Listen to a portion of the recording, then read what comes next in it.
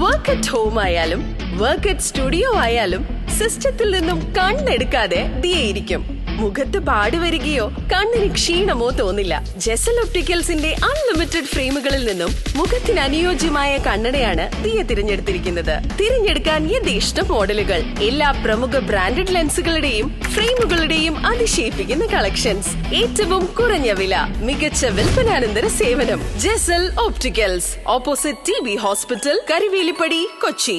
Kothamangalam Reliance foundation GLP സ്കൂളിൽ water പ്യൂരിഫയറും കുടകളും നൽകി.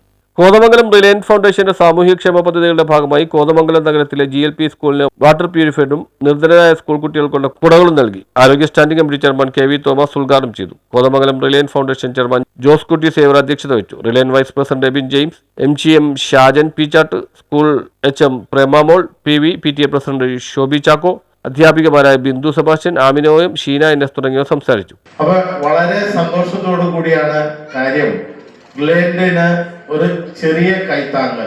ഈ സ്കൂളിനെ പറ്റി പറഞ്ഞാൽ ഏകദേശം 100 ചില്ലാൻ വർഷം പഴക്കമുള്ള ഒരു പെൺപള്ളിക്കൂടമാണ് എൻ്റെ ഓർമ്മയിലേക്കുള്ളത്. ഇവിടെ പഠിച്ച മാതാപിതാക്കൾ ആരെങ്കിലും ഇവിടെ ഉണ്ടോ?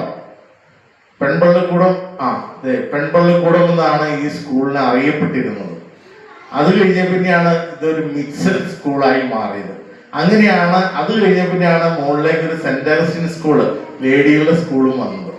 അപ്പോൾ ഇതിന് ഇവിടെ രാജാക്കന്മാരുടെ ഒരു നിർവഹണമുള്ള ഒരു സ്കൂളാണ് നമ്മുടെ ഈ സ്കൂൾ. News bureau, Kothamangalam.